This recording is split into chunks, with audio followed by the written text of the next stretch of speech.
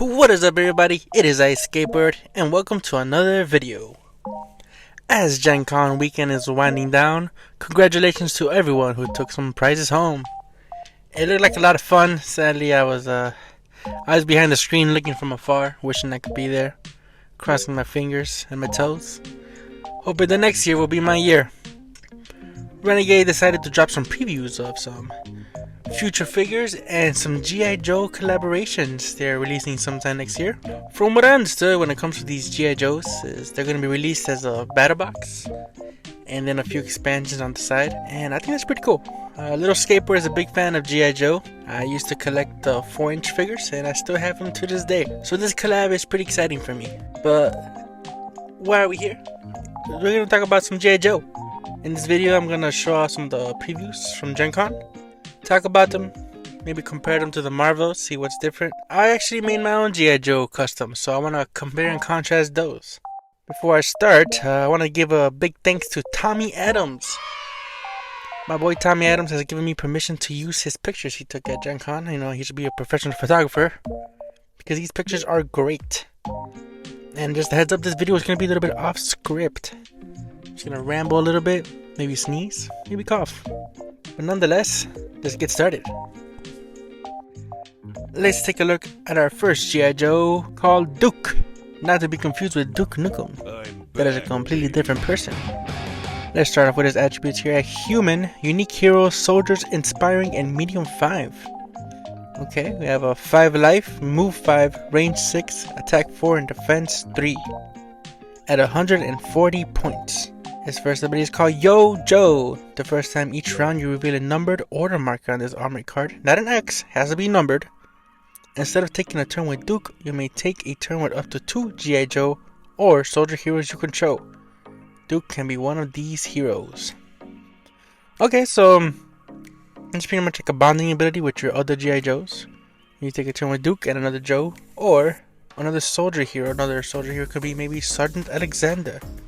Okay, let's see. Lead by example. While Duke has a revealed order marker on his army card, other G.I. Joe and soldier figure you control within 2 clear side spaces of Duke add 1 to their attack value. So this one does not limit it to soldier heroes, it's soldier figures, so you can easily throw this guy in with your Roman Legionnaires, or even with those new little bugs that hang out with the Queen. Those are also soldiers, I believe.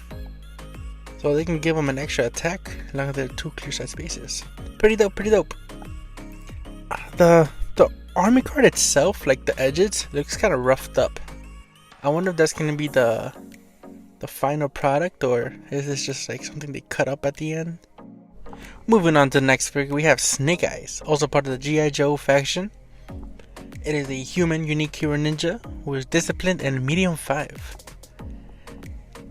Snake Eyes only has 4 life, move 6, range 1, attack 4, defense 3 for 80 points.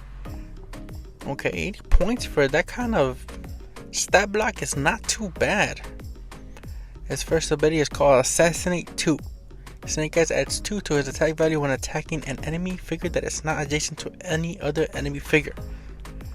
So this figure has to be a lonely boy. Cannot be next to anybody. That's why Snake Eyes chose him as his target. Evasive 2. Snake Eyes increases his defense value by 2 when defending against non-adjacent figure. So if someone tries to shoot him from a distance, it's just not gonna fly. This guy's pretty evasive. Surprised he's not tricky, but it makes sense. And lastly, we have Phantom Walk. Snake Eyes can move through all figures and never takes leaving engagement attacks. Overall, Snake Eyes is pretty solid for 80 points. Pretty sure if you pair this guy up with the new Tanuki Tricksters, it's gonna be a solid include. But lucky for you guys, I made my own Snake Eyes custom. Let's go ahead and take a look at that card right here next to this one. So my Snake Eyes is also part of the G.I. Joe faction. That's a human unique hero ninja, but I made mine tricky. I think I just made that off just because he's a ninja. But mine also has 4 life, also move a 6, range 1, attack 4, attack 3, except mine's a little bit more costed at 115. It's pretty interesting how we almost got the exact numbers here. But let's see about the abilities. We have Uzi and Katana special attack. My Snake Eyes has a gun. I don't know about your Snake Eyes, but mine has an Uzi. Range 5 attack 4. The defending figure is adjacent to Snake Eyes while attacking with Uzi and Katana special attack. Snake Eyes may attack again with a normal attack this turn. So my concept here was he has an Uzi, he's gonna shoot you from a distance, but if you're next to him, he's also gonna slice it, you know, he's gonna slice and dice. Stealth Expert 13. If Snake Eyes is targeted by a non-adjacent attack while he is adjacent to an obstacle such as a tree, walls, bush, or one of those new walls, roll a 20 die, the result is 13 or higher. Snake Eyes loses all visible hit zones for the remainder of this turn. So it's similar to Evasive. I mean, I did it as like he just kind of hides behind things. He's very stealthy. So it's like now you see him, now you don't. You thought you saw him, but you actually didn't. But I think it's solid. And also we had Phantom Walk. So this kind of proves that I should be on the Renegade development team. I think that's... We had the similar thoughts, except mine has a gun. So it's obviously better. But I'll let you guys decide that one. Alright, let's move on to another official G.I.Joe character. This next figure is called Scarlet, also part of the G.I.Joe faction. She is a human unique hero operative, focused medium 5. What's an operative? Operator? Whatever.